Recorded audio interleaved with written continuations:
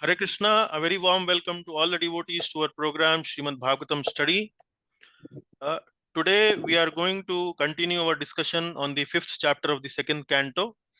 The verses we are going to start and discuss today is 21st verse onwards.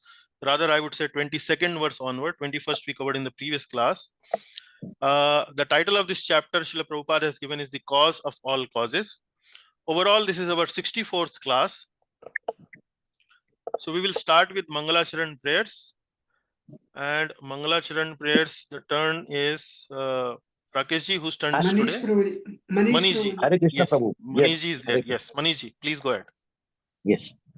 Om Ajnanatimirandasya Jnananjanashalakaya Chakshurumiritam Yena Tasme Shri Gurave Namaha Shri Chaitanya Manobhishtam Stapitam Yena Bhutale Swayam Rupa Kadamayam Tadati Swapadantikam Vandeham Shri Guru Shri Yuta Padakamalam Shri Guruna Vaishnavam Cha Shri Rupam Sagrajatam Sahagana Raghunathan Vitam Tam Sajivam साद्वैतम सावधूतम परिजन सहितम कृष्ण चैतन्य देवम श्री राधा कृष्ण पादान सह गण ललिता श्री विशाखान्वितांश्च हे कृष्णा करुणा सिंधु दीन बंधु जगतपते गोपेश गोपिका Kant Radha Kanto नमस्तुते तप्त कांचन गौरांगी राधे वृंदावनेश्वरी वृषभानुसुते देवी प्रणमामि हरिप्रिये वाञ्छाकल्पतरुभ्यश्च कृष्णा सिन्धुभ्य एव च कृपा सिन्धुभ्य एव च पतितानां पावनेभ्यो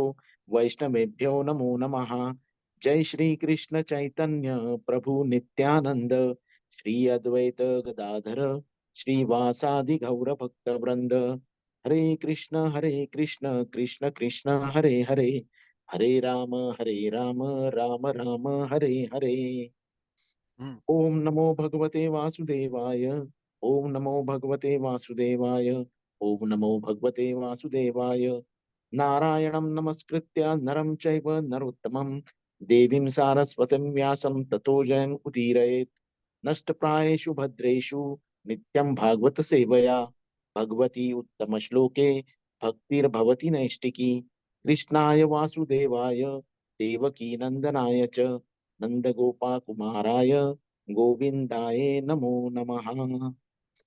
Excellent, Prabhuji. You have become an expert in reciting these prayers. Very nice. Yes, thank you, Prabhu. Okay, so now come to the next part, recap of the previous class.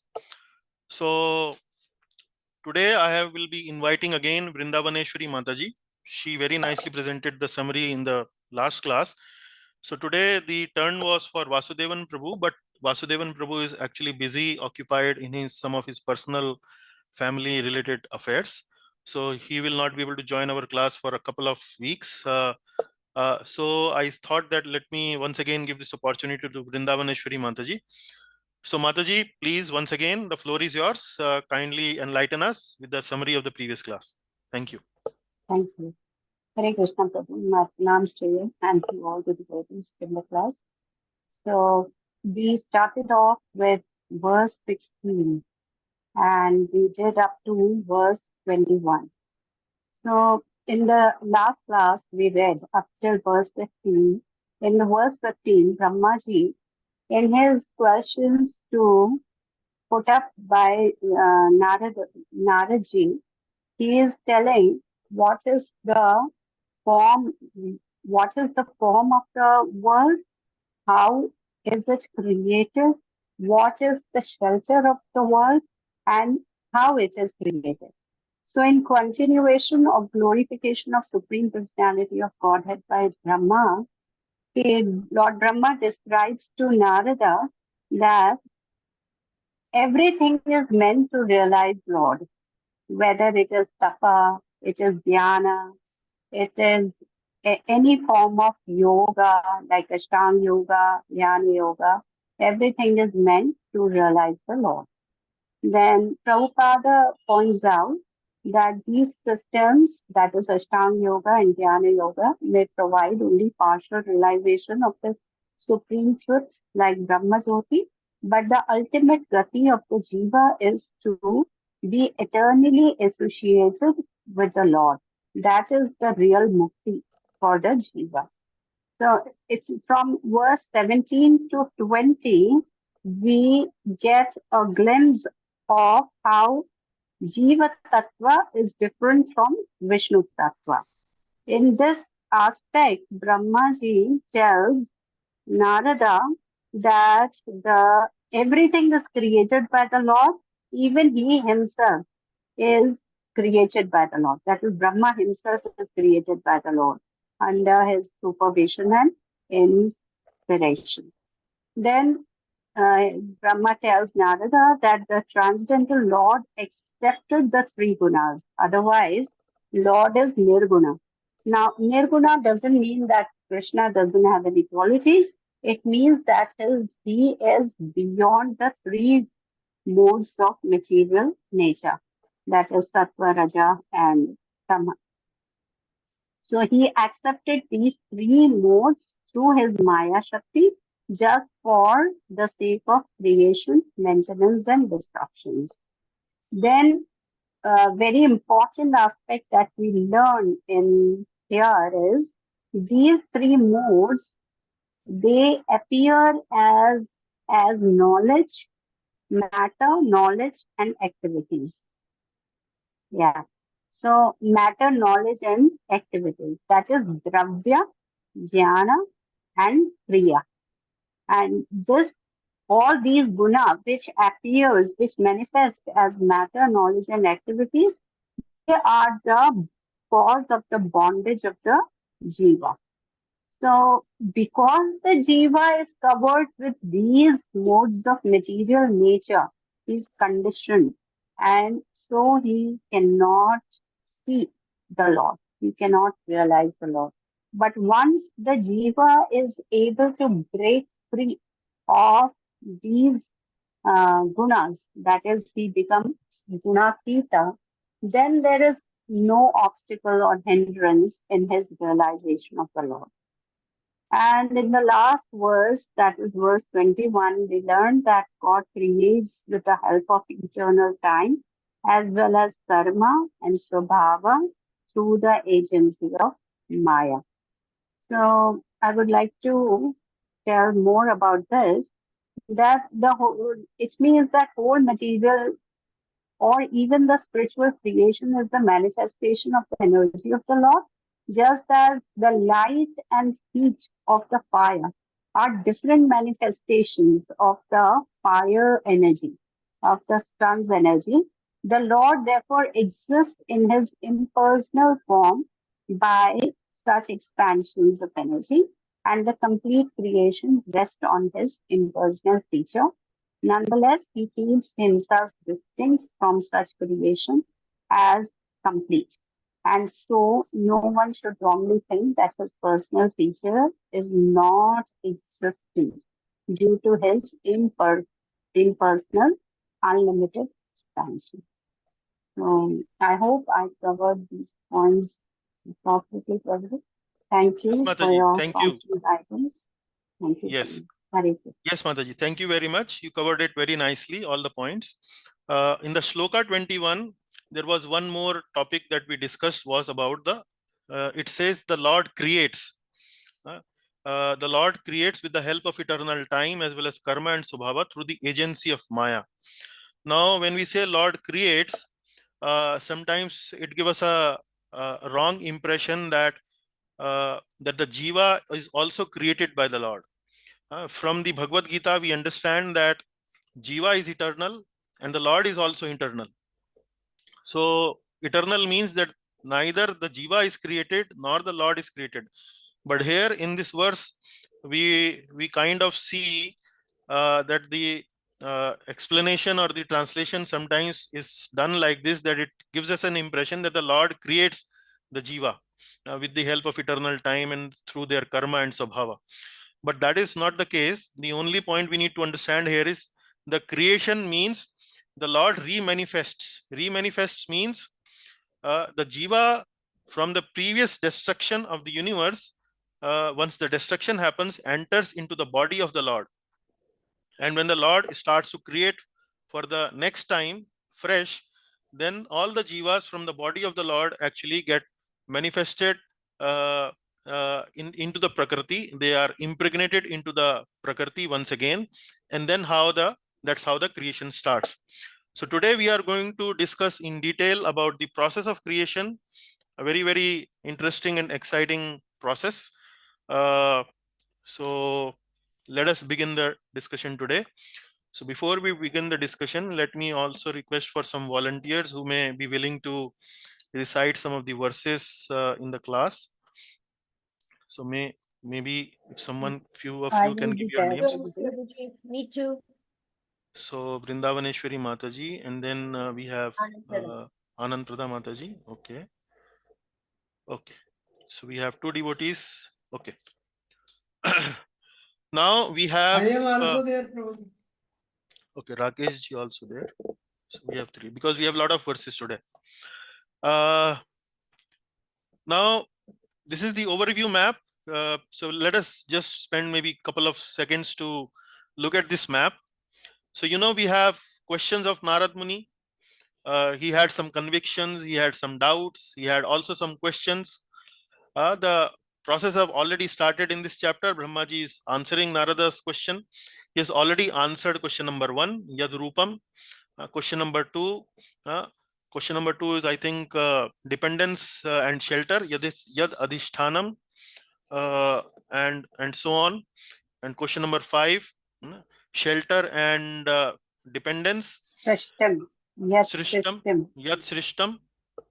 And then 17 to 20, the discussion is mainly about Brahmaji is trying to answer this question to Narad Muni, or this doubt of Narad Muni, that although the Lord creates everything, but why the Jiva is not able to perceive that the Lord is the creator, the Lord is the supreme creator. So that is the answer that Brahmaji provides to Narad Muni, that actually it is mainly because the impression or the influence of the modes of material nature. So the Lord is not covered by modes of material nature.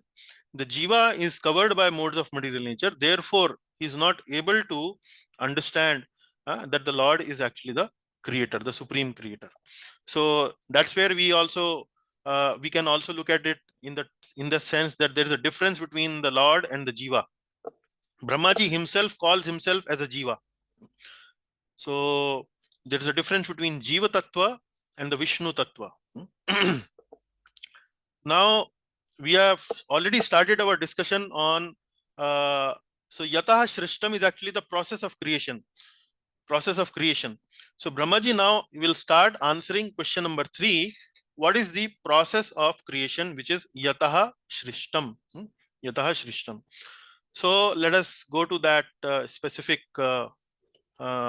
place. So you can see these questions which we have listed in the previous classes. So we are today going to discuss Yataha Shrishtam, how is it created, process of creation. And this is from the 21st to 35th verse. So today we are going to start with 21st, 22nd verse onwards. So far he has answered Yad Rupam, Yad Adhishthanam, and question number 5, Yat Param. What it depends on and what it is shelter and the characteristics. So they have already been answered. Today we will discuss the Yataha Shrishtam, how is it created. Okay, so I will take you to that specific place. Yeah, so last time we discussed this Kalam Karma Swabhavam cha Mayesho Mayaya Swaya Atman Yadrachaya Praptam Vibhu Bhushur Upadade. Vibhu Bhushur Upadade. So here we discussed that and their particular nature for which they were created. They were created means the jivas were created, and he again merges them independently. So we clarified just now that creation does not mean manufacturing fresh. It is actually only remanifesting the jivas which were there merged in the body of the Lord. So with that, the process of creation, 21st, we will take you to a table, take you to a chart. But before we go to the chart is actually in this slide number 20. Here we will go into the detail how everything is created, starting with Mahavishnu glancing on the material nature.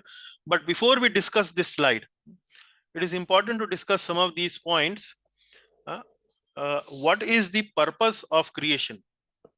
We have discussed this point in the previous classes also. If you remember, in the first canto, in the beginning chapters, where the concept of Purush Avatar is introduced in Srimad Bhagavatam, we had discussed this point in a little more detail. But we will briefly cover this point because we are talking about creation here in this chapter. So it will refresh our memory and will put things in context, so you will appreciate why this whole thing is going on. So what is the purpose of creation? And the answer, a very short and brief answer, you can see here in the slide itself: to rectify the rebellious mentality of the conditioned soul. To rectify the rebellious mentality of the conditioned soul.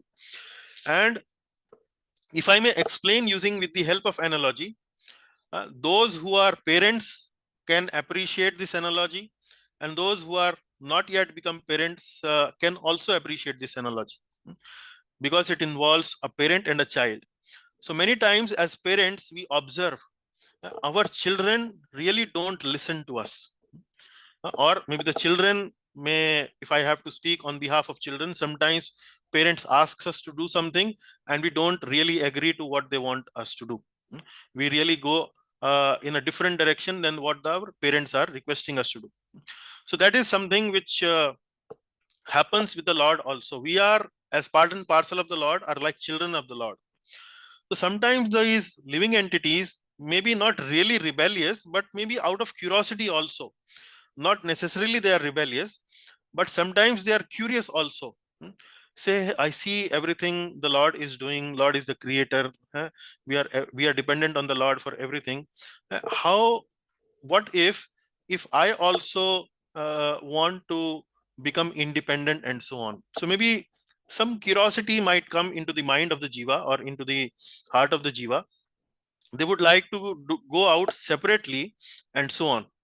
Now, when this propensity or liking for enjoying separately from the parents comes inside the jiva, in this propensity to go away, then normally in the material world, we see sometimes the reaction of the parents is, you don't want to live with us, you don't really love us, you don't really want to stay together with us, then I have no relationship with you. You just go and rot outside in this material world, which is full of difficulties and challenges and so on. So that could be one reaction, but the Lord does not have that kind of reaction, that go and rot in the outside world. No, he's a very loving and a very caring father, and out of his love and care, he does not disturb the mind of the living entity. Rather, he help the living entity. Okay, you want to live separately from me, you want to enjoy separately from me, then let me help you, let me facilitate your living and going away from me. Let me do whatever I can do to facilitate your enjoying separately from me. So from that purpose, the Lord actually does this creation, this material creation. So he, by doing this material creation, he is actually giving the opportunity to the jiva to understand that what does it mean to live independently. Because Lord knows that if he wants to live independently, certainly he will not be able to sustain, because he is not really capable of doing it. Yeah. Only he can live peacefully, he can live nicely when he is together with me. That the Lord knows, but he does not interfere, he does not intervene. Rather, he facilitates and creates a system where the jiva by himself realizes that he had made a mistake. He had made a mistake, that he had desired to live separately from his father. My father is all powerful, my father is all loving, my father is all caring, and I made a blatant mistake to live separately from my father. And this is not that the Lord forces upon the jiva. The Lord creates the system in such a way that the jiva, when he tries to enjoy that system independently of the Lord, one fine day he starts to realize his fault and then start to rectify himself, and then once again come back to the jiva. Till that time, our loving, caring Father, the Lord, waits very patiently till the living entity actually comes back. Rather, he facilitates the coming back of the living entity. He not simply waits patiently. He's also working to support the living entity to come back to him, like that. So then 5 ways the Lord facilitates the living entity come back to him. 5 ways. So one way is he creates the universe. He creates a separate world for the living entity. That is one way. Then when he creates this material creation, he also creates frustration inside the creation. Creates the frustration inside the creation. Like we know, we understand from Bhagavad Gita, this world is dukhalayam ashashvatam. So the Lord creates dukkha, Lord creates misery. So anytime when the living entity wants to enjoy separately from the Lord, does not want to follow the rules and regulations of the Lord, he enters in the misery. Like for example, a very common example I would like to give. For example, if I don't eat healthy food, if I don't do a lot of exercises, if I don't take care of my body, I'm going to attract diseases. I'm going to become obese, or I am going to ruin my health. But if I take care of my food, if I take care of my health by doing proper exercises and so on, I will remain healthy. So this is one example. This is one example which we can give, that how if we don't follow the rules and regulations of the Lord, then we are going to frustrate. For example, if we are stealing something, then the police is going to catch us, like that. So he does creation, he mixes frustration, he designs frustration inside the Lord, inside this creation. And then the third aspect is he also creates scripture. He also provides Vedas and manuals for life, like Bhagavad Gita, Srimad Bhagavatam, Ramayana, etc., etc. So what the living entity do when he understands that he's really getting frustrated, this is not working out well, then he turns to these scriptures. So what is the remedy for my frustration? What is the remedy for my difficulties in this universe? So scriptures are there. And to teach these scriptures, he also sends necessary teachers like the acharyas. For example, in our case, we have Srila Prabhupada, or maybe Shripad Shankaracharya, or maybe Ramanujacharya, or maybe Madhvacharya, and then there are so many of them. So he sends these acharyas who will teach us scriptures to understand how to come out from this miserable universe. And then he himself comes. He himself comes as avatars. He himself comes and perform various leelas, various pastimes, so that the mind and the intelligence of the living entity gets attracted towards the Lord. So like that, there are 5 ways the Lord reclaimed the living entities: by creation, by designing frustration in this world, by sending scriptures, by sending acharyas, and by himself coming to this universe, to this material world. Then, so this is the context. We need to understand the process of creation. And now we are going to study what are the different types of creation. Different types of creation means one is called sarga, and the second one is called visarga. Sarga means primary creation, and visarga means secondary creation. So primary creation means, like for example, we have studied that Karanodakshai Vishnu or Mahavishnu, when he lies in the Karnarna ocean, and then he breathes out. When he breathes out, there are several millions universes coming out from his breath. So that is actually sarga. That is the primary creation. And after the primary creation has been done, the universes have been created, then visarga happens. Visarga means now the details in the universe are added. Like for example, when we are going to purchase a flat, So when we purchase a flat, then the flat actually comes without any furniture. Maybe there are some additional fittings, etc., included in the flat, but largely the flat is vacant. There is no bed, there is no sofa, there is no almari, etc. There is nothing. So it is simply a plain flat. Only rooms, kitchen, bedroom, dining hall, bathrooms, toilets, etc. Only that. So that is something like primary creation. But now we are going to add details to it. We are going to add some furniture. We are going to add utensils for the kitchen. We are going to add some uh, utility items in the house, etc. That is something like adding detail to the flat. So that is called visarga. So sarga is primary creation and visarga is secondary creation. Sarga is done by the Supreme Lord, Mahavishnu, and visarga, the secondary creation, is actually done by Lord Brahma. So now we have heard this discussion, this dialogue between Narad ji and Brahma ji. So the actual creator is the Supreme Lord and the secondary creator is Brahma ji. And Brahma ji also does this secondary creation under the guidance, under the instruction, under the supervision of the Supreme Lord. So ultimately, for everything, Sarga and Visarga, ultimate responsibility, ultimate creator is the Supreme Lord, but Visarga, he does it through the agency of Lord Brahma. That is Sarga and Visarga, types of creation. Now we will see types of Sarga. Sarga means primary creation. What are the types of primary creation? So primary creation is also of two types. One is called Karana Srishti and the second one is called Karya Srishti.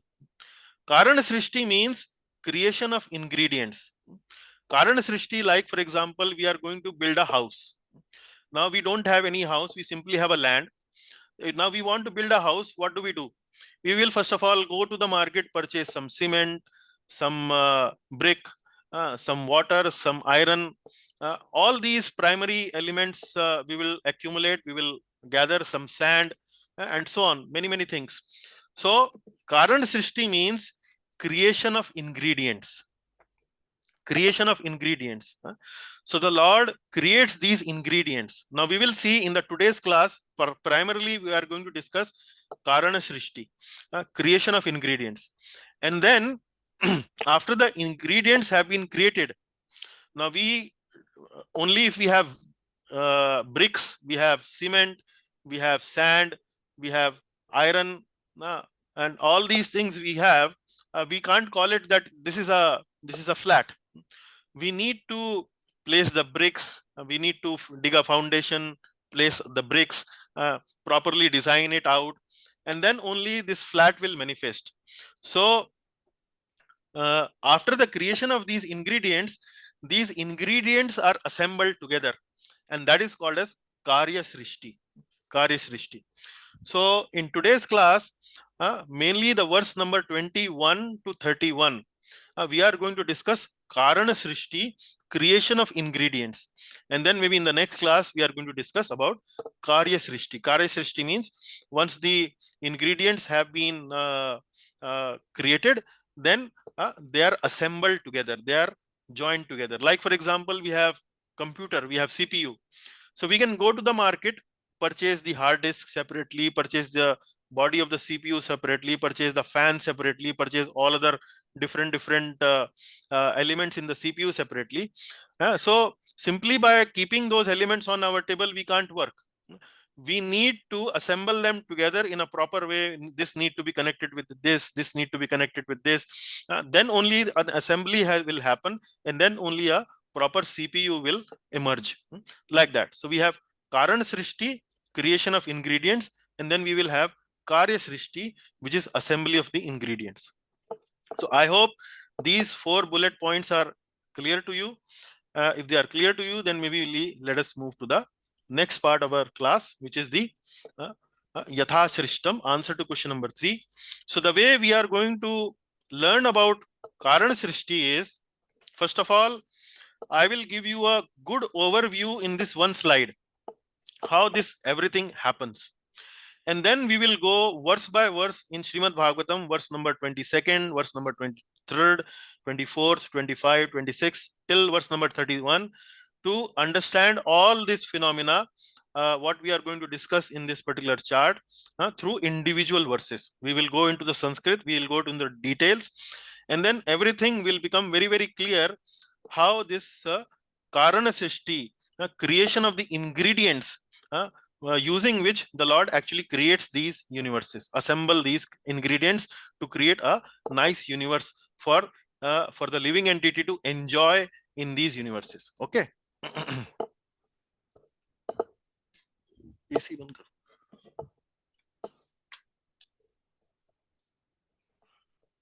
Okay, let us start this discussion. So I will use this laser pointer to show you different things here. So first of all, what happens is that Mahavishnu, who is the Lord's Swamsha. Lord Swamsha means Lord Krishna's plenary portion, Lord's plenary energy, Lord's plenary portion, Lord's Amsha, Lord's full avatar. He impregnates his glance impregnates Jiva into the material nature. So the Lord looks at the material nature, and by looking at the material nature, he impregnates the material nature with the Jivas. The Jivas are now, earlier they were into the body of the Lord, and now from the body of the Lord, they are now through the glance of the Lord, they are impregnated into the material nature. Now impregnation means like impregnates means actually making the material nature pregnant with the Jiva. So in the normal material world, this happens between the physical connection between the male and the female, but the Lord does not have a physical connection with the material nature, because Lord's senses can perform, all the senses of the Lord can perform the work of the other senses. Yasyandre Sakala. There's a verse in the Brahma Samhita which mentions that the Lord's all the senses can perform the action of all other senses. For example, the Lord can eat through the eyes, Lord can hear through the eyes, or Lord can smell through the eyes. Similarly, Lord can see through the nose, Lord can see through the ears. So like that, Lord can perform any action through any of his senses. So simply by glancing to the Prakriti, to the material nature, Lord can impregnate Jivas into the material nature. Now, first of all, before impregnating the material nature, first of all, Lord actually infuses the material nature with time, because everything in the material nature is subjected to time. So time is Lord's energy, time is something like Lord himself, like that you can call. So the presence of time in the material nature is representative of the Lord.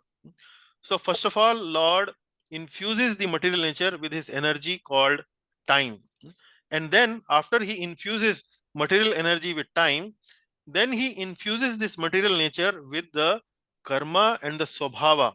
Like that, he impregnates this material nature with the jiva, karma and swabhava. And now the material nature was something like, which was you can call it, was lying in an equilibrium. It was something like which is undisturbed, unagitated, and so on.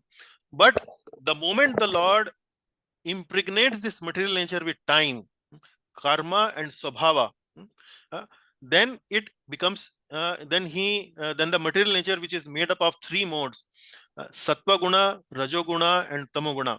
So the material nature is made up of three modes. It is, these three modes are something like in a undifferentiated state that you can't identify which is sattva, which is rajas, and tamo. It is all kind of mixed up. Then the moment the Lord impregnates this material nature with time, karma, and swabhava of the jiva, then this material nature becomes activated. Earlier, this material nature is inactive. Like, for example, it is mentioned here, material nature, which is known as pradhana, is inactive. Three modes are in inactive, in unmixed state. It is unmixed state, like it is undifferentiated state. So three modes are inactive, and the moment Lord impregnates with Kala, Karma and Swabhava, this Pradhana becomes activated and it transforms into Mahat Tattva. Mahat Tattva. It is now transforming into Mahat Tattva. So material nature can be called as Mahat Tattva also. Sometimes material nature is also known as Pradhana. But both are material nature depending upon the context we are talking about. Here, when we call it Pradhana, the three modes are inactive. And when we call it Mahat Tattva, the three modes are actually becomes activated. They are activated. Now, if I may give you an analogy, because we are talking about ingredients, we gave you this analogy of the ingredients. So what is the difference between Pradhana and Mahat Tattva? So Pradhana means, like for example, we are going to do a creation. Now let me take an example of making some recipe or making some preparation in our kitchen. For example, we want to prepare sambar in our kitchen. Now sambar is created using different vegetables. We need some dal, we need some oil, we need some water, we need some masala, we need some vegetables, etc., etc. So sambar, before we prepare sambar, before we cook sambar, we need to bring these ingredients into the kitchen and then start assembling them, start processing them, and then only sambar will be created. But the ingredients are locked up in some godown. Ingredients are locked up in some godown, and there is a lock in front of the godown. So the ingredients are there inside the godown, but there is a lock. So what happens is when the Lord glances upon the material nature, then it is like something like unlocking the godown. Unlocking the godown. Unlocking the godown means, now earlier the ingredients were not available for creation. Now when the godown is unlocked, actually the ingredients are now available for creation. So Pradhana is something like godown in a locked state, and Mahat Tattva is something like godown in an unlocked state. Unlocked state means the ingredients now can come out from the godown. So like that. So the next step in this creation is after the three modes become active in Mahat Tattva. So first of all, the Sattva Guna becomes active. So you remember I mentioned to you that in this material nature, all the three modes are there: Sattva, Rajas, and Tamas. So first of all, in Mahat Tattva, predominantly the Sattva Guna and Rajo Guna becomes activated, first of all. And when the Sattva Guna activates, that is known as Mahat Tattva. And when the Rajo Guna activates, that is known as Sutra Tattva.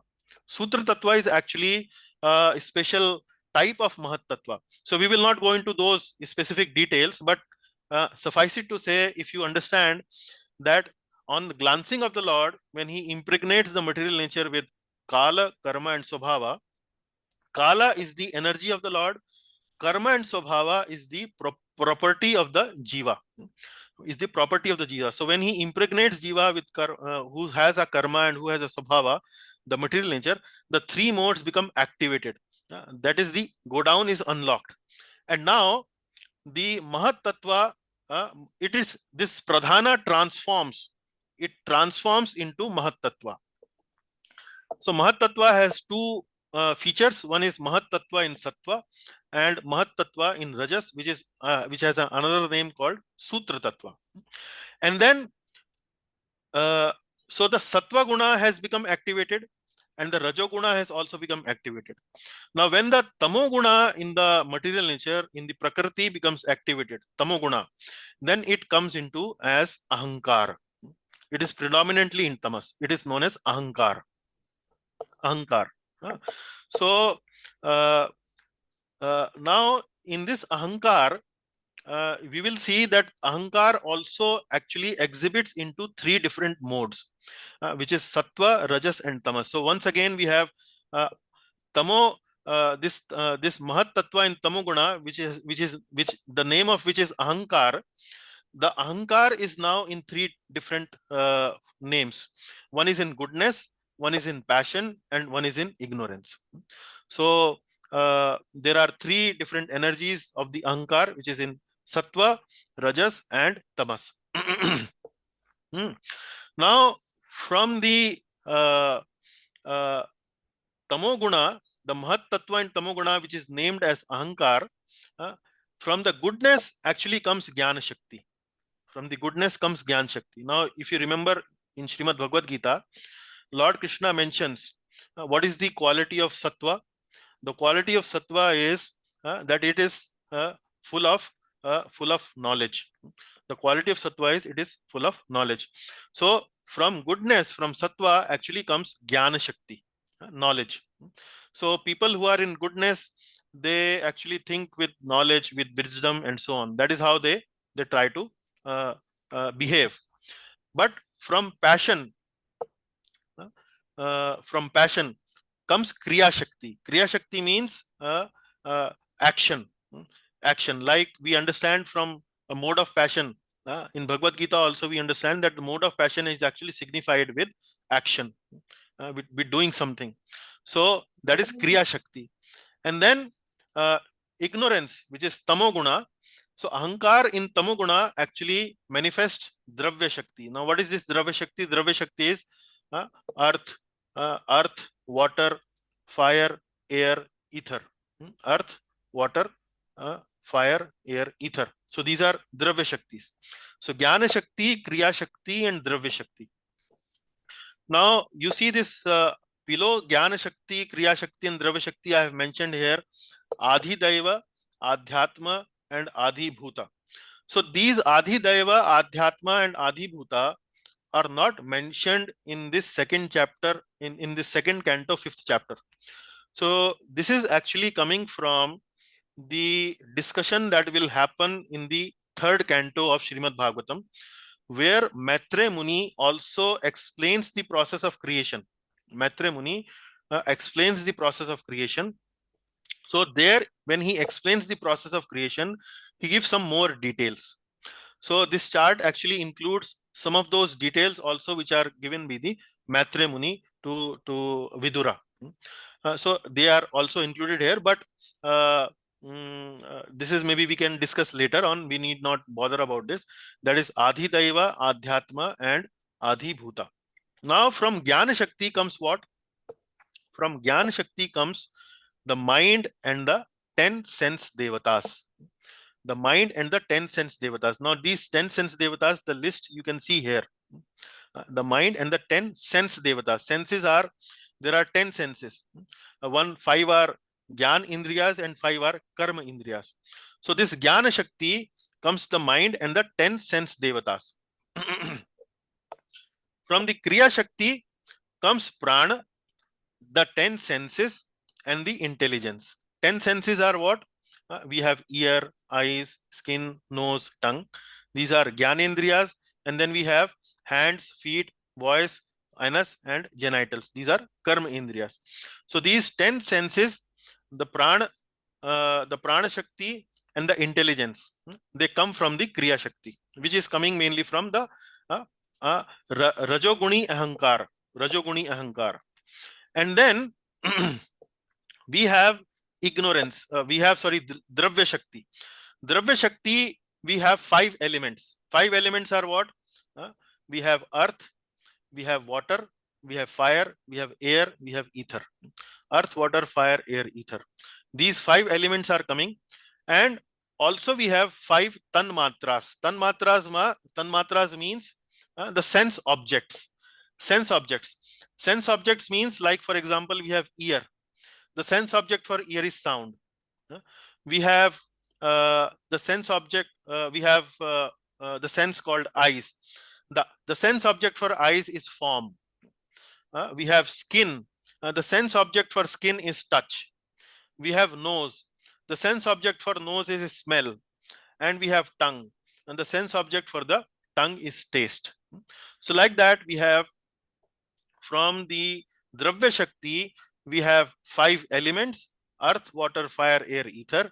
And we have 5 tanmatras. We have tanmatras means we have sound, we have touch, we have form, we have taste, we have smell, like that. So overall, we have total 23 elements total.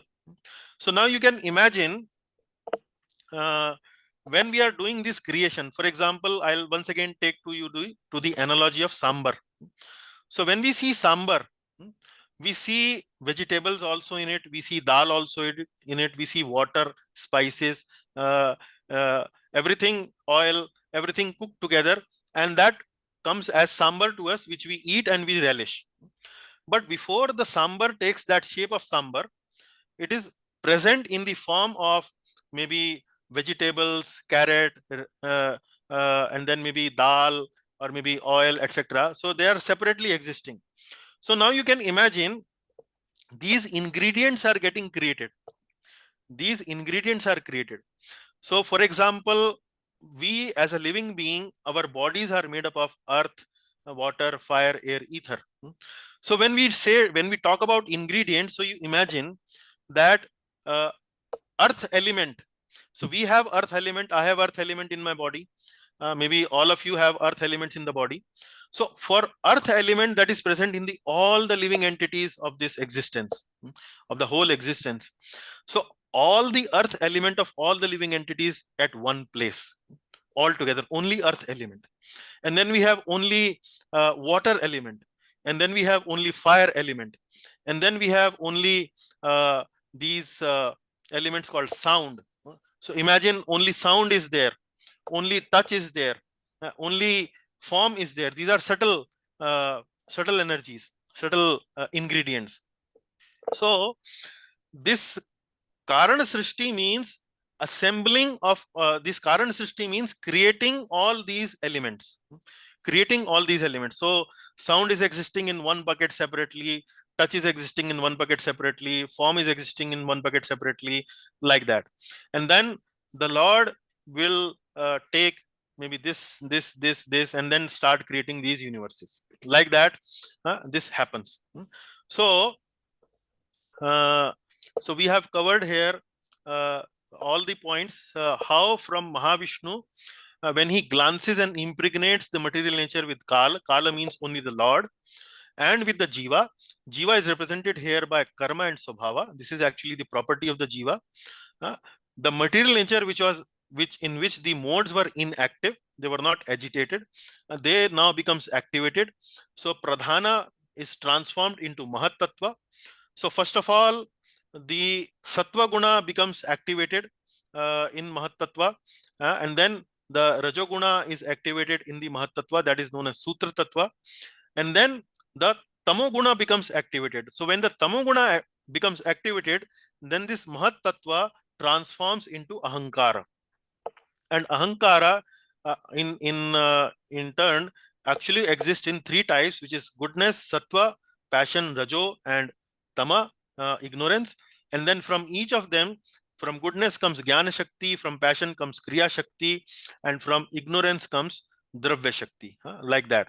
And then from Jnana Shakti comes mind and 10 sense devatas. The list of 10 sense devatas is, you can see here in the table.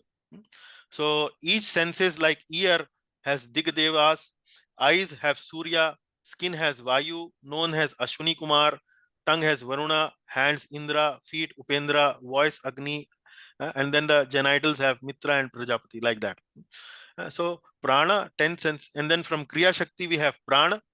Then 10 senses, you know, these are the 10 senses. 5 are the Gyan Indriyas, and the 5 are the Karma Indriyas. That is Kriya Shakti. We do Kriya, we do action from these senses. So that is, it is coming from passion, Kriya Shakti. And then from Dravya Shakti, we have 5 elements. 5 elements like earth, water, fire, air, ether, and 5 Tanmatras. Tanmatra means sense objects. So like smell, taste, form, touch, and sound, like that. So Karana Srishti means, first of all, creating the ingredients using which the Lord will actually create the universe. So like that, we have understood from this chart how the process of creation of ingredients takes place, Karana Srishti. Now we will go one by one. We will go one by one, and we will try to show you all that in the Sanskrit verses, and how from each of these Sanskrit verses all this has been mentioned. and then you will understand that okay, this is going to happen like this. Now I see Manish ji is raising his hand. So Manish ji, please, if you have any question, you may please ask now. Yeah, Prabhu, one question. If you go back to the slide, so what we have learned earlier from Mahavishnu, he creates Garbhodakshaya Vishnu, correct? And from Garbhodakshaya, the Brahma is born. So how this is related here? Means just wanted to ask this. Yeah. So So this. Huh. at the moment we have not reached that stage that where Okay. Mahavishnu is expanding himself into Garbhodakshaya Vishnu. So we have not come to that part. Right now. So this is the before stage you are talking. We are talking about. Yeah. Right now the universe does not exist. Right Okay. now the universe, before universe, you need raw material to create universe. Okay. So the universe that comes out from the breathing of the Lord is in the form of these Brahmandas, like in the form of a oval shaped universe. So that oval shaped universe is not created at the moment. In order to create that oval shaped universe, you first of all need to arrange for the raw material of that universe. Correct. Flat बनाने से पहले cement, ईंट, गारा, मिट्टी, लोहा, वो सब चाहिए. So this is like raw material of creating that universe. अभी raw material assemble किया है. अभी सांबर बनाने से पहले भिंडी, मूली, गाजर, तेल, दाल, पानी, वो सब अभी जुटा रहे हैं, सब सामान जुटा रहे हैं. अभी यूनिवर्स ही नहीं बना है. एक्चुअली आज की क्लास में हम यूनिवर्स बना भी नहीं रहे हैं. अभी आज की क्लास में हम सिर्फ रॉ मटेरियल इकट्ठा कर रहे हैं. In today's class, we are only accumulating the raw material. I have a doubt here. Yeah. You said when Krishna glanced over the not Krishna, Mahavishnu. Mahavishnu. Okay. Mahavishnu. That's what Purush avatar. Yes. So then only this Pradhana got converted to Mahatattva. Right? Is transformed. So yeah. the Jiva has already been impregnated into the Pradhana. Only then Ahamkara is getting born. Yeah. Yeah. Yes. It is transformed into Ahamkara. Yeah. Then Ahankara is in three modes. Different types of Ahankaras are there. Correct. But Prabhuji, we have read in, if I remember correctly, in third chapter Bhagavad Gita, it is saying, in Indriyani Paranyahur, Indriyabhya Paramana, Manasastu Para Buddhi, Ye Buddhi Paratastu Sa. So here, if I go by the I don't know, designation, then passion is below goodness. And it is placing mind above the intelligence. Mataji, we will cover that question separately. At the moment, yeah, I know you. I understand that question. That ultimately intelligence is above mind, but here we see that intelligence is coming from Rajoguna, and mind is coming from Sattva-guna. So please park that question for a while. We will come to that question. Don't want to confuse the audience with a lot of concepts at the moment. So at the moment, we are simply focusing on creating the ingredients. Right now, we have ingredients, all the earth element in one place, all the water element in one place, all the senses in one place, all the mind element in one place, all the intelligence element in one place. Everything is now in one place, accumulated. So much of mind, so much of intelligence, like that. Like that. So we will come to that question. Good question, very intelligent question. So we will cover that later on. Okay. Okay. Now we go to the slide. This is the slide which you will see here. The picture where Lord Mahavishnu is glancing on the material nature and impregnating her with the jivas. So that is the picture. And here you can see the Lord is creating these universes through the through his breathing, through the pores of his body, like that. So millions and millions of universes are coming out. So Manishji, right now we are collecting the ingredients to manufacture this or assemble this universe. At the moment, we are Got it. not at that stage. Okay, Prabhu. Got it. Okay. So now we start our recitation of verses. So I hope you keep that chart in the mind, but we can revisit every time we read a shloka to go back to the chart and explain it to you what the verse is actually telling us. So first of all, who was the first person to volunteer? I think Vrindavaneshwari Mataji, please read the chant the verse together with me. Yeah. 22nd.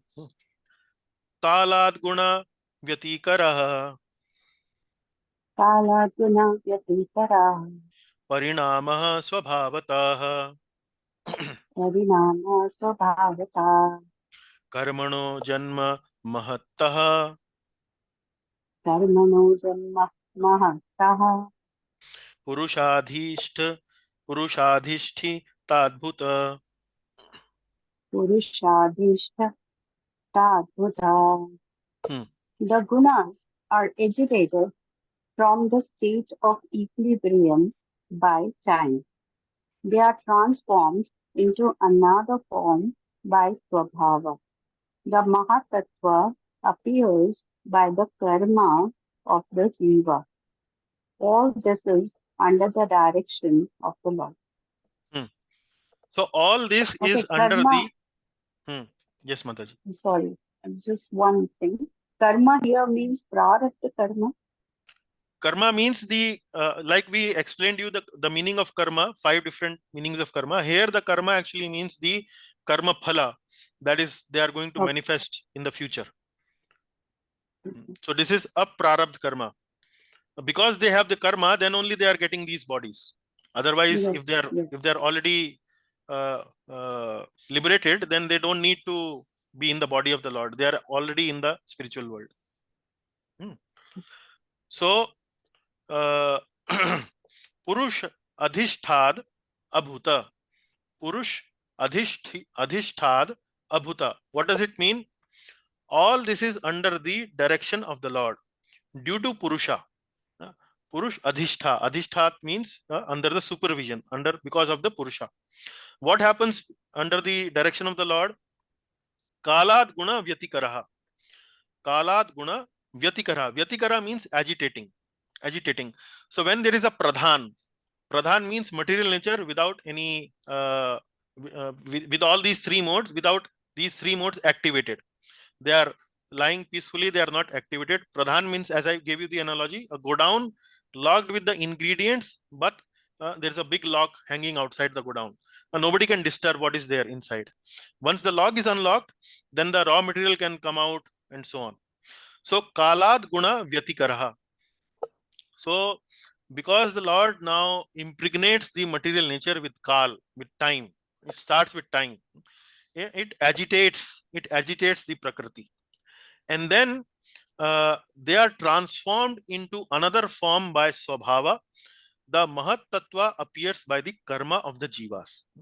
So then the transformation of this pradhana happens because it is infused by swabhava and then karma of the jiva. So once swabhava and karma are there, then mahat tattva appears. Now go back to the slide. Here kala, karma, swabhava, pradhana, where the modes were inactive, it manifests mahat tattva. So pradhana is now transformed into mahat tattva. So that is the main message of the verse. And all this is happening under the direction of the Lord. All this is happening under the direction of the Lord. So so I hope this is clear. This verse is clear. We move to the 23rd verse. So we are going to discuss this quite fast. We have verse till 31 to cover. So we are going to discuss that the table, how that table is explained through these Sanskrit verses. Now we come to the 23rd verse. So again, 23rd verse, we go to Vrindavaneshwari Mataji to recite together. We have Mahatastu vikurvonat. Mahatastu Vipurvota Raja Sattvo Pap Brahmitat. Raja Sattvopa Prinditat Tama Pradhanastva Abhavat. Tama Pradanastatva Abhavat Dravya Jnana Kriyatmakaha. Dravyajnana Kriyatmikaha. Hmm. From the transformation called Mahatattva, predominated by Rajas and Sattva, a substance predominated by Tamas, Ahankara, arose, composed of Adibhuta, Adhyatma, and Adhidaiva. Hmm. So, Mahatastu Vikurvanad. Mahatastu Vikurvanad Raja Sattvopa Brahmitat. From the transformation called Mahatattva, predominated by Rajas and Sattva. Mahatastu Vikurvanad Rajas Sattvopa Brahmitat. So what is it trying to say? That this Mahatattva which was transformed. Now in the previous verse, what did we hear? The Mahatattva appears. So in the 22nd verse, the transformation of Pradhana has happened to Mahatattva. That has happened till 22nd verse. In 23rd verse, what it is saying is that this Mahatattva, which is predominated by Rajas and Sattva, so these first two lines is saying like that: Mahatastu Vikurvanad Raja Sattvopa Raja Sattvop Brahmitat. Then what happens? A substance predominated by Tamas. Tamaha Pradhanas Tva Abhavad. Dravya Gyan Kriyatmakaha. And then a substance predominated by Tamas, Ahankar arose. Ahankar arose, which is composed of Dravya Jnana and Kriyatmakaha. Dravya Gyan and Kriyatmaka. Here in the translation it is mentioned as Adhibhuta, Adhyatma and Adhidaiva. But actually it is Dravya, Gyan and Kriya. Dravya is the Dravya Shakti, which is the 5 elements: earth, air, water, fire, ether. Jnana is the Jnana Shakti, from where the senses are coming. And then Kriyatmakaha. Sorry, Jnana Shakti is manifesting. You can see here, Jnana Shakti is manifesting mind and the 10 sense devatas, and Kriya Shakti is manifesting the 10 senses, prana and intelligence. So now here 23rd verse, like Dravya Shakti, Jnana Shakti and Kriya Shakti, like that. Okay, so that is the 23rd verse. So here, where do we see now in the chart? So in the 22nd verse, we have covered till Mahatattva, and from this Mahatattva comes Ahankara, which is predominantly in Tamas. From Mahatattva comes this Ahankara, which is in Tamoguna. So this is what we have understood in the in this verse. And from this Ahankara comes Dravya, Gyan and Kriya. From this Ahankara comes Dravya, Gyan and Kriya. Dravya, Gyan and Kriya. Like this, Dravya comes from ignorance, Kriya comes from passion, and goodness comes from Jnana Shakti. Like that. So let us move to the 24th verse.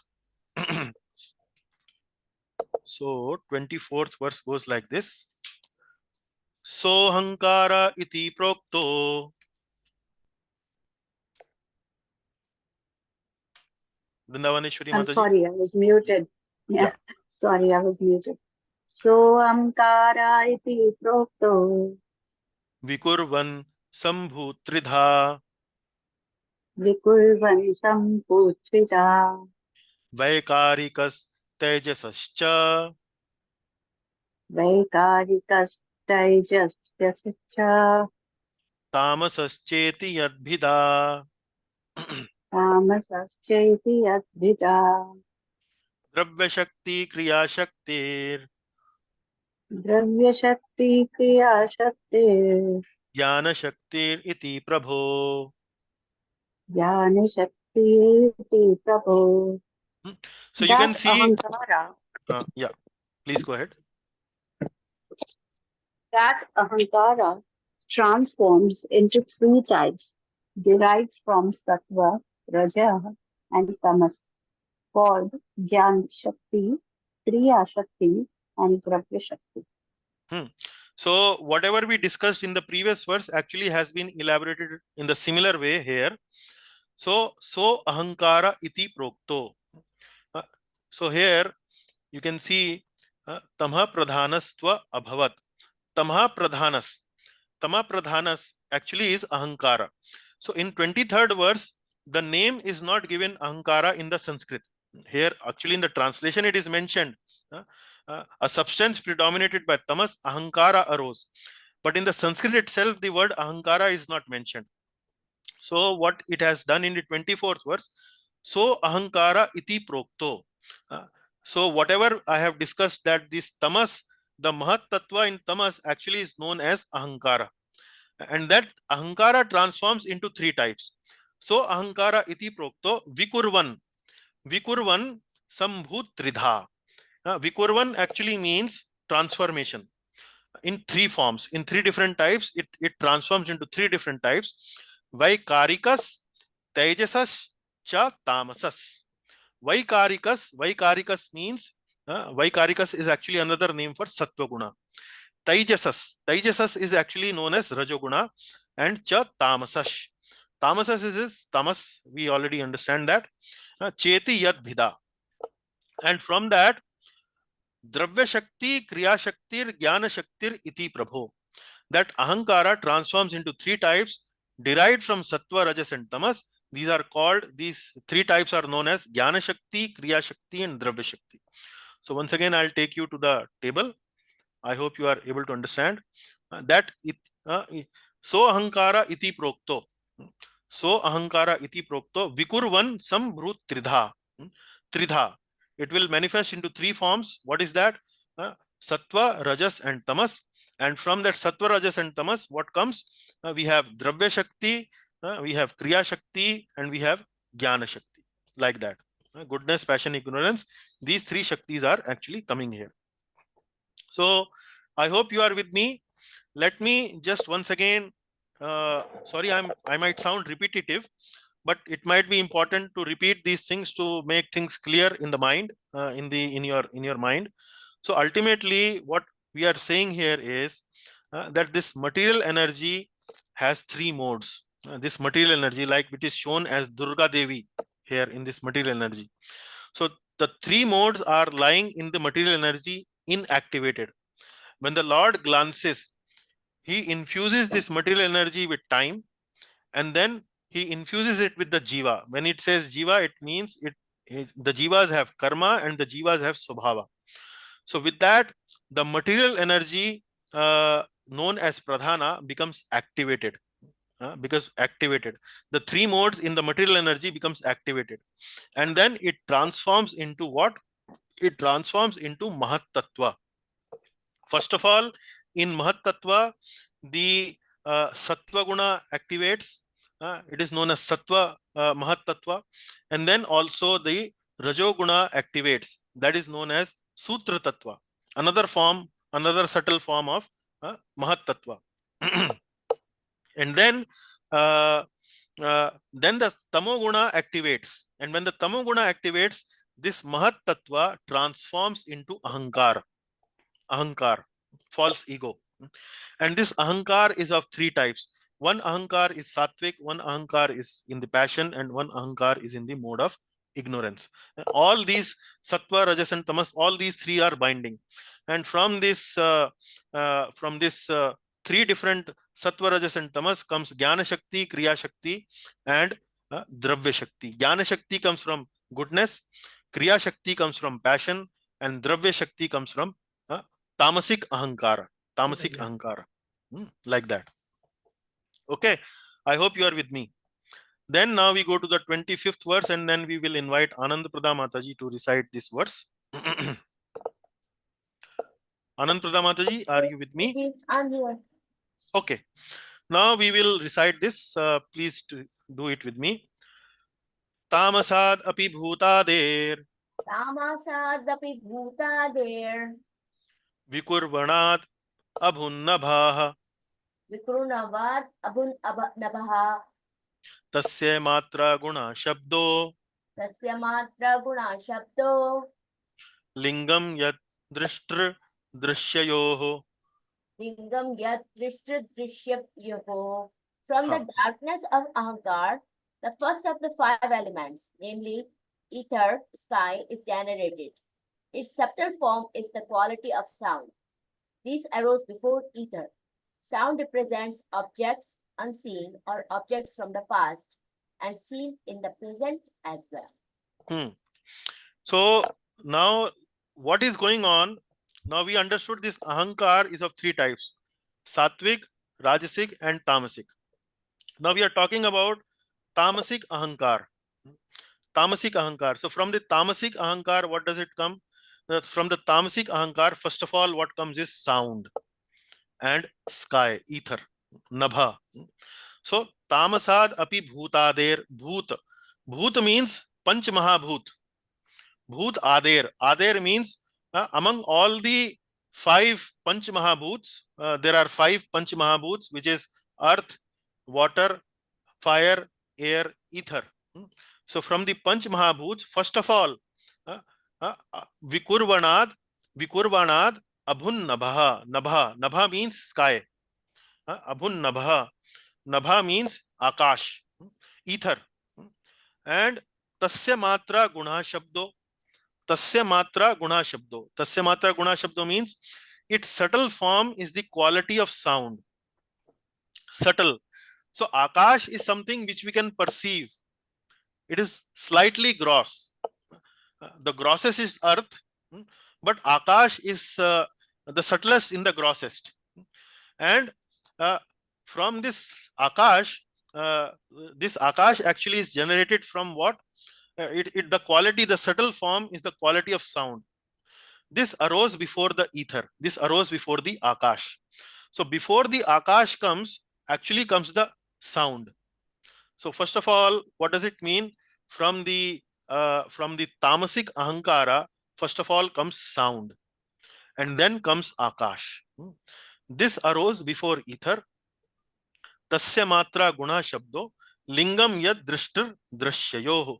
Lingam yad drishtir drishyayoho. This arose before ether. Sound represents object unseen and seen in the or objects from the past and seen in the present as well. What does it mean? This last line. Lingam yad drashtir drashyo. So sound actually means, say for example, if some object existed in the past. Maybe for example, there was a building which was destroyed maybe 10 years ago, but it existed in the past. So using sound, I can describe that building and I can create that building in your mind using my sound. So the objects exist in the sound. Sound represents object unseen or objects from the past and seen in the present as well. Now there is a building near my place. Although you have not come to my place, but I come to you and I explain you that building which is there at the moment. I explain you what that building is with my sound. So using my sound, I can create that building again. So sound represents objects unseen and seen either in the past or in the present as well. So like that, yad drishtir drashyayoho. So here in the purport, Srila Prabhupada actually mentions that similarly, using sound, we can create the Supreme Lord's experience or the Supreme Lord before us. Like when we give you the explanation of the Leelas of the Lord, we give you the explanation of the Roop of the Lord, we give you the explanation about the nature of the Lord, etc., etc. We are actually able to manifest the Lord before you through the sound. So through the sound, we can experience the Lord. Through the sound, we can see the Lord, like that. So similarly, Prabhupada takes this discussion a little forward, that by chanting the Hare Krishna Mahamantra, by chanting this transcendental sound, we can actually purify us from all these anarthas. We can actually experience the Lord. So Lord Chaitanya Mahaprabhu says that in Lord has invested all his energies in his names. So when we chant the Lord's names, we are actually coming in contact with the energy of the Lord, like that. So lingam yad drishtar drishyayo. So Srila Prabhupada has given very, very enlightening purports to all these Sanskrit verses. I'm not going into the detail of those specific purport points.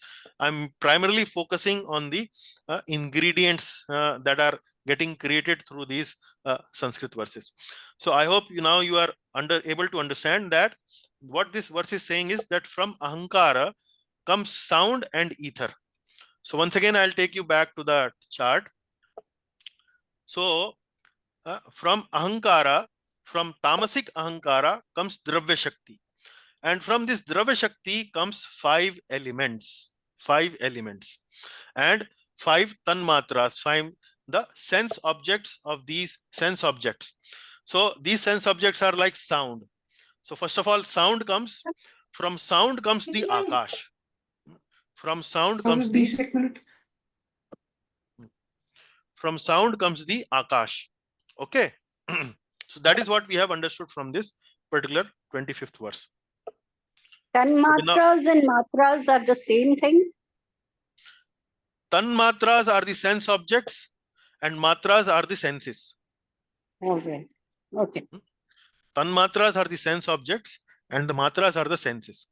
So senses, the sense objects are the food for the senses. Yeah. Yes. Okay. So these senses actually come from the Kriya Shakti. From the Kriya Shaktis. Yeah. So Kriya Shakti means doing some activity. So the senses do some activity, and what activity they do? They actually enjoy these material, which these sense objects which are coming from the Dravya Shakti. These sense objects are subtle in nature. Subtle means they are subtler. Like you can touch, you can actually perceive the sky. But what do you mean by, say, for example, smell? Smell does not, I mean, it is subtle in nature. Its explanation, its description is subtle in nature. It is abstract. So like that. So, but actually it is material element, which is Dravya Shakti. Okay, now we go to the 26th verse. Now we are talking about from ether. So sound has come, from sound we have come ether, Akash. From ether comes what? From ether comes touch and air. Air. Now, so Anand Prada Mataji, please read with me. Nabasotha vikurvanat. Nabasotha vikurvanat. Abhut sparsha guno nilaha. Abhut sparsha guno nilaha. Paranvayach shabda vamsascha. Paranvayach Vatarvanshasya Prana oja saho balam. Prana Oja Sahobalam. From ether arose the subtle touch and the element air. Air also holds the previous quality of sound. Air is the cause of prana, which gives strength to the senses, mind, and body. Nabhasotha vikurvanad bhuta. Vikurvanad abhut sparsha guno nilaha. Sparsha means touch. Anila means air. Anil. Sparsha guno anila. From ether arose subtle touch and the element air. And then paran vayach. Paran vayach shabda vamshascha. Para actually means previous. Para means previous. Shabda means sound. Vamshascha. Vamsascha. Air also holds the previous quality of sound. Now let us understand this important point here. We have not discussed this so far. So from sound comes ether, and from ether comes touch and air. From ether comes touch and air. Now, what this verse is trying to say is that air contains the quality of both the touch and the sound. But ether only has the quality of sound. Ether does not have the quality of touch. So air has the quality of touch. Air also has the quality of sound. So you can understand that when the air blows, we can experience the air, because air actually we can touches our skin, so we can experience the air. The only way to experience air is only through touch. Or air also facilitates propagation of sound.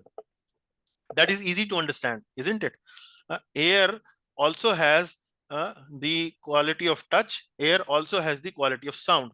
Similarly, we will see in the gunas that in the other elements, fire will have the element of form, touch, and sound.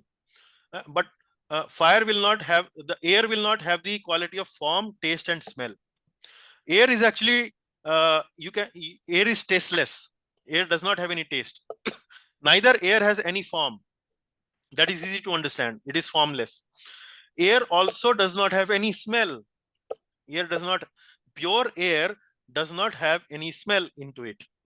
But air has the quality of touch. Air also has the quality of sound. Similarly, we will see later on, fire has the quality of form, touch, and sound. Water has the quality of taste, form, touch, and sound. Earth has the quality of all: smell, taste, form, touch, and sound. Water does not have smell. Fire does not have taste and smell. Air does not have form, taste, and smell. Ether does not have touch, form, taste, and smell, like that. So slowly and gradually, as these elements are manifesting, grossest of these elements is earth. More subtler than earth is water. Even subtler than water is fire. Even subtler than fire is air. And even subtler than air is ether. Similarly, all these subtle elements, these tanmatras like sound, touch, form, taste, and smell, all these are subtle in nature, like that. So we go to the verse once again. Air also holds the previous quality of sound. Air is the cause. Now, okay. Prana oja saho balam. Prana oja saho balam. Now, you might have heard this word called prana vayu. Prana vayu. So this air also is the cause of prana. Air is the cause of prana, which gives strength to the senses, mind, and body, which gives energy to the senses, mind, and body. So now you might have heard about vata dosha. In Ayurveda, there is a vata dosha. So what does it mean? That if we keep this balance of air in our body, this prana vayu in our body in balance, then it can, if it becomes imbalanced, it can cause various diseases. Actually, Prabhupada mentions all these different points in the purport. Similarly, the air element, this prana, also controls the mental balance.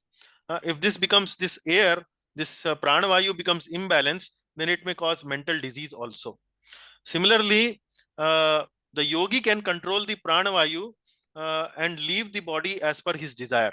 So by doing this yoga exercise, etc., we can strengthen our body, which will become disease free. We can actually become very mentally healthy. We can also become so strong like yogis that we can leave our prana, we can leave our body as per our desire.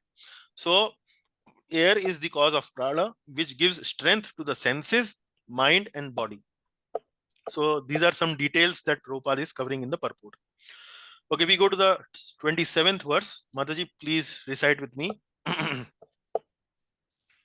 Vayorapi vikurvanat Vayorapi vikurnavanat kala karma swabhavatah kala karma svabhavatah utpadyata tejo vai utpatyata tejo vai रूपवत् स्पर्श शब्दवात्. रूपवत sparsha shabdavat. हाँ. Under the influence of time, karma and sabhava, by transformation of air, arose the subtle aspect called form and fire. Touch and sound also exist in fire. So as I explained you, touch and sound also exist in fire. We once again go to that again, that touch and sound also exist in fire. Now from air has come what? Form and fire. Roop and Agni. Roop and Agni, like that. Okay, so the same thing we will cover like that. Touch and sound also exist in fire. Uh, okay. Now the next one is Tejastu Vikurvana Tejasvutu Vikurnavan Asidambho Rasatmakam Asido Dhambo Rasatmakam Rupavat Sparshavat Chambho Rupavat Sparshavachambho Ghoshavacha Pranavayat Paranvayat. Ghoshavacha Pranavyat. Hmm. From the transformation of fire arose taste and water. Water contains form as well as touch, and sound form the previous elements. Now from fire, so we had done form and fire in the previous one. So from fire comes what? From fire comes taste, and then from taste comes water. From fire arose taste. Taste means swad, and water. And water. Water contains form, water contains touch, and water contains sound. So you remember earlier it started with sound. From sound came Akash. From Akash came touch. From touch came air. From air came form. From form came Agni, fire. And from Agni, now what comes? Taste. And from taste, what is coming is water. So the quality of water is taste. So water, anything that you taste is mainly because of water. Even if you see your tongue, there is saliva here. So when you are able to taste through your tongue, it is mainly because of the presence of saliva. If you remove saliva from the tongue, you cannot taste. So that is something like little details just to give you a little more closer understanding of the subject matter. Yes, Vrindavaneshwari Mataji. Prabhuji, it's not mentioned from where arose the speech, vak. That is mainly karmendriya. That will come from the kriya shakti, kriya ahankara. Okay. Now we are talking only about the sense objects. These are subtle in nature. Okay. That will come in the kriya shakti. Let me take you to the chart. The 10 senses comes from the kriya shakti. And these are the senses: voice, karmendriyas. But the taste also comes from tongue, no? No, taste is sense object. Taste is not a sense. Taste is not a indriya. Taste is a sense object. Taste is a sense object. And tongue is a gyanendriya. Tongue is a gyanendriya which actually experiences No, I'm taste. not asking the tongue. I'm asking the vak. Vak shakti. Vak So, shakti is voice. Yeah. Kriya shakti. So that Vak is shakti is a sound. kriya shakti. It comes from kriya shakti, which is the rajoguni ahankara. Which is the rajoguni ahankara. So we will come to that. We will come to that. Yeah. Okay. Now finally we have this 28th. From fire comes taste and water. Maybe I will, in the interest of time, because it is already above 7 p.m. From the transformation of fire arose taste and water.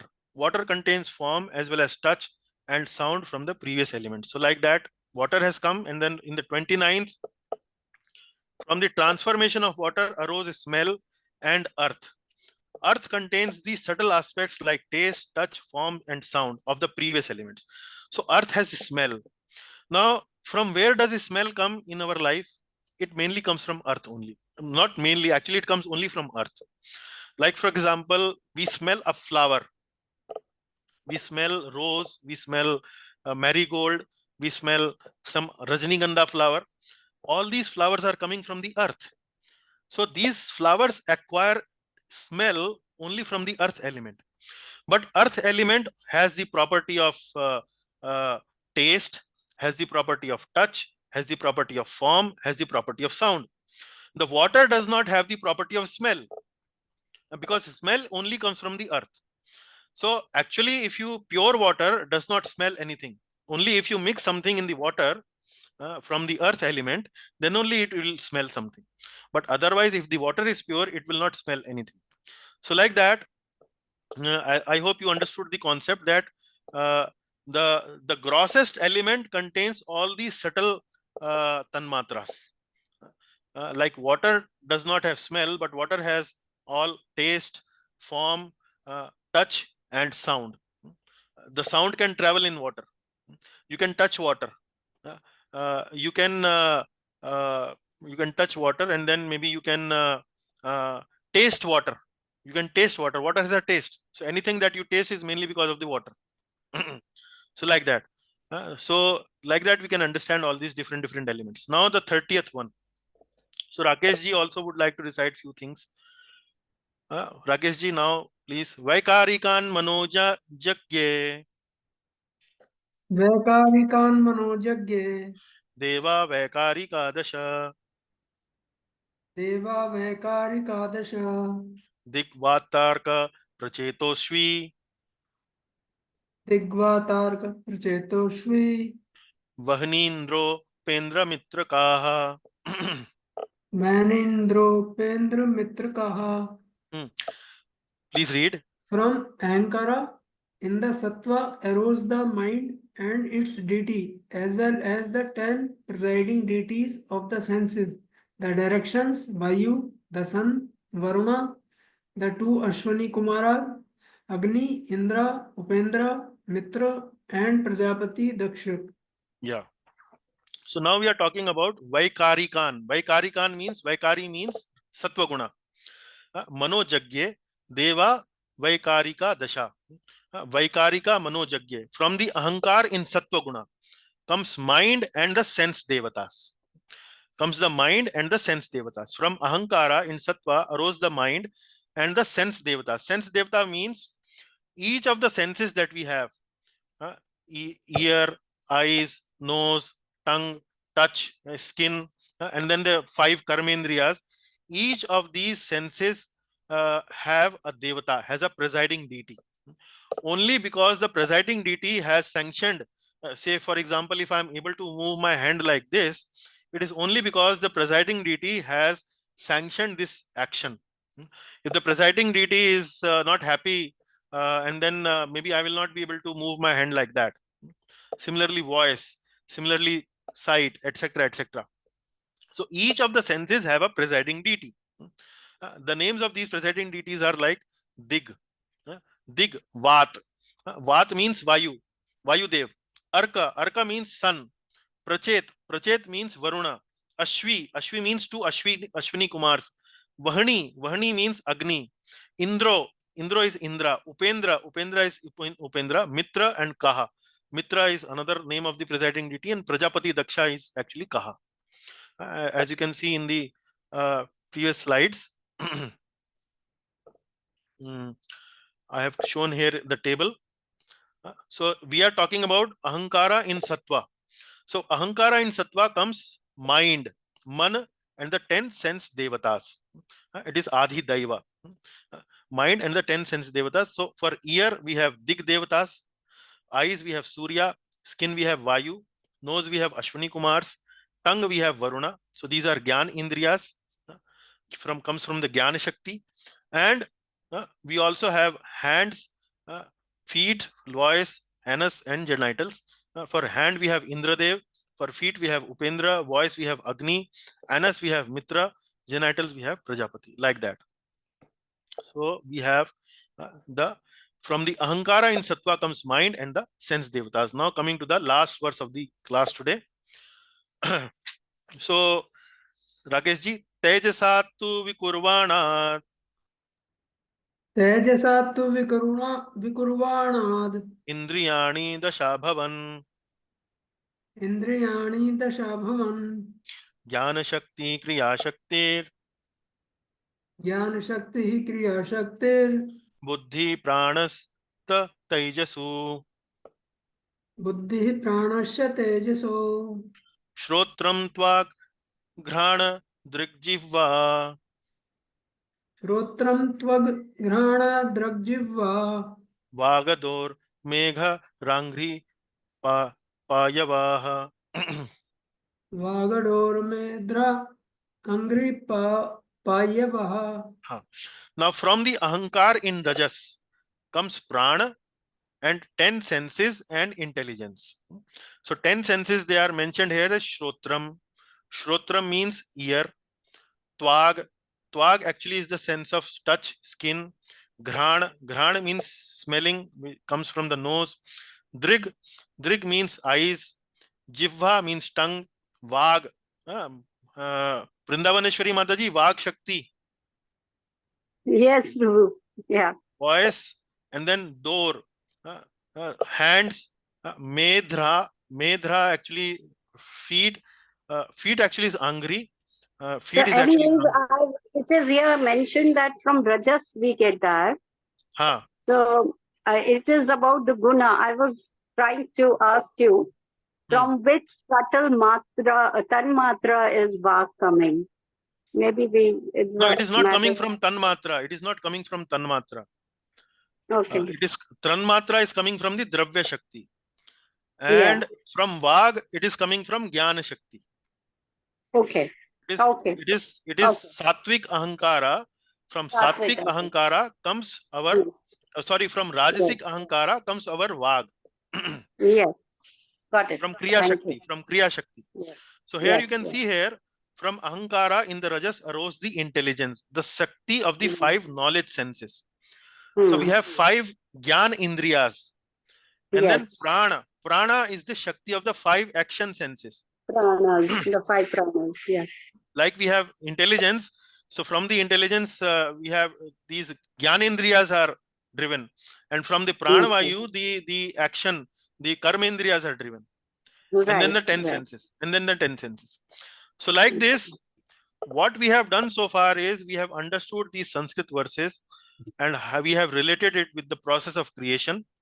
And the process of creation today in particular, we have tried to understand Karana Shakti. Karana Shakti means only ingredients of the creation. So you can see the earth element in one bucket, water element in one bucket, maybe the karmendriyas in one bucket, all that. So individual buckets. Now Lord will assemble.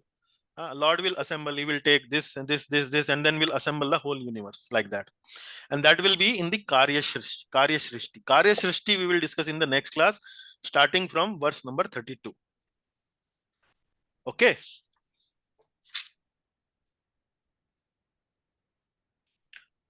So with that, thank you very much. All glory to Srimad Bhagavatam, all glory to Srila Prabhupada. Any questions, any doubts, any comments?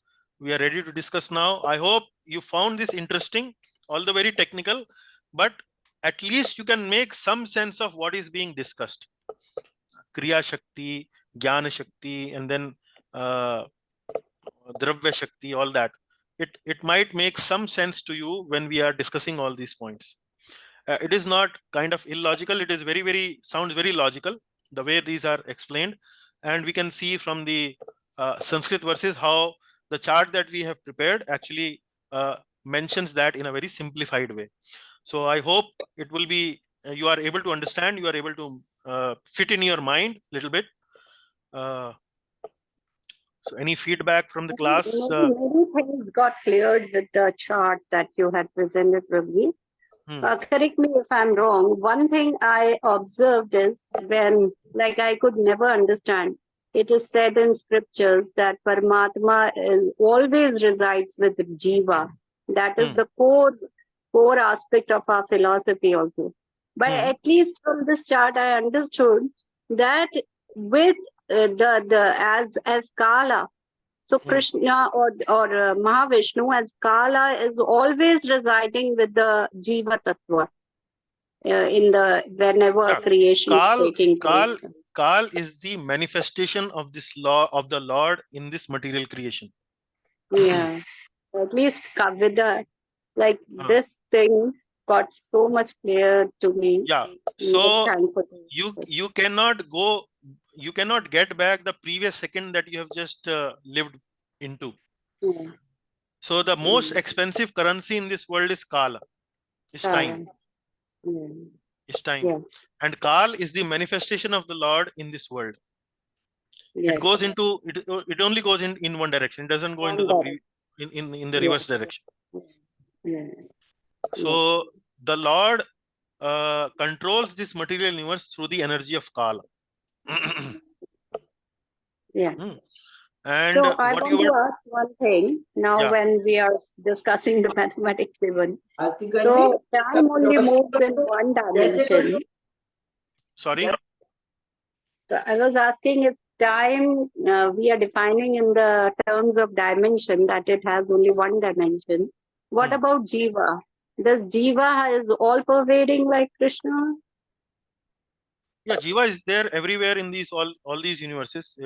All the universes are filled with Jivas. Only point is that different universes, the Jivas have different ways, different types of bodies. For example, in Prabhupada purports, we understand that there is life even in the sun planet, but there the body of the Jivas is made up of fire. They have their bodies are made up of fire. So like that, we have Jivas everywhere, and that is the superior energy of the Lord, which is the Antaranga Shakti of the Lord. But since the Jiva is placed between the material energy as well as the Antaranga energy or the internal energy, it has a tendency to fall either way. Yes. Yeah. Thank you so much. That is why it is known as Tatastha Shakti. Yeah. But it is I would the want you to please forward this particular chart separately in the group. That will be very helpful for further studies. Yeah. Okay. Actually, I'm taking all these charts from this Bhagavad Subodhini. Yeah. So the chart has been prepared painstakingly by our Gaurang Darshan Prabhu. I have mainly with pride stole that chart from the Subodhini and presented to you. So till the time I take this book, kindly post it in the.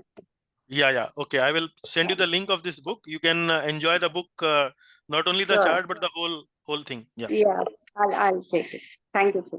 So like Brahmaji says that he is the secondary creator. So I am also a secondary presenter of this book called Bhagavad Subodhini with all humility But and all, it in a very, very interesting way. all glories to Gaurang Darshan Prabhu. All glories to you. Hare Krishna. Yeah. Okay. So next Mangalacharan is by Rakesh ji. Can you remind next Mangalacharan is by?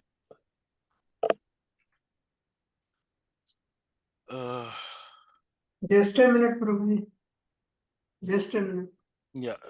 Next Mangalacharan is by I don't know. Anupama. Anupama Mataji is not coming to the classes. She is taking a Jeevan break. Radha Prabhuji. So Jeevan Radha Anuradha Prabhu माता जी लिखा हुआ है, अनुराधा माता जी। नहीं प्रभु, ये पिछले से पिछले अपडेट नहीं हुआ है, ये गलत लिखा हुआ है। सो जीवन राधा प्रभु जी, जीवन राधा प्रभु मंगलाचरण करने वाले हैं और समरी जो है हमारे ईश्वर प्रभु जी करने वाले हैं। I will send the message separately to them also, but just to announce in the class. Okay, so let me now take feedback from Hani Mataji. So Hani Mataji is joining us and quite regularly coming to the program. So Hani Mataji, does it make sense? Is it too technical? Hare Krishna, Prabhu. Yes. Yes, Prabhuji, technical a bit because Okay. like we cover many verses together. So still it is a bit confusing. But I yeah. a bit of revision, na? So everything पर clear. पर आपको मोटा मोटा थोड़ा समझ में आ रहा होगा कि हम क्या बात कर रहे हैं। हम एक्चुअली आज इंग्रेडिएंट्स क्रिएट कर रहे थे। Yes, sir. तो In that terms, so हाँ जी, it's clear. हाँ, Yes, तो yes. आपको जैसे आपके पास आंखें हैं, आपके पास नाक है, कान है, तो भगवान बता रहे हैं कि भाई सबसे पहले मैं खूब सारी रूप और ये फॉर्म और ये सब बनाता हूं, मैं उसके बाद फिर अलग अलग चीजें मटेरियल यूनिवर्स में डालता हूं, फिर ब्रह्मा जी सबसे लेके सबको अलग अलग बनाते हैं ये सब चीजें। तो अभी होलसेल में सारा जो इंग्रेडिएंट्स हैं वो सब इकट्ठा कर रहे हैं सब लोग ये। Okay, Prabhuji, yes. जी, तो मोटा मोटा अगर समझ में आ रहा है तो भी ठीक है, बट हाँ थोड़ा टेक्निकल है और क्लिष्ट है। जी, so we pause now, we take a break, we take a vishram right now, and then we assemble once again next class to finish off this chapter. This has taken a long time, a little few classes, but I hope in general the chapter has come out very interesting to you. It has made some it has improved your knowledge and your understanding of the process of creation. So with that, thank you very much, and see you in the next class. Hare Krishna. Hare Krishna. Hare Krishna, Prabhuji. Thank you. Hare Krishna. Hare Krishna, Prabhuji. Hare Krishna. Hare Krishna Prabhuji. Thank you. Hare Krishna. Krishna Thank you. Prabhuji, thank you. Thank you. मेरा कुछ मन था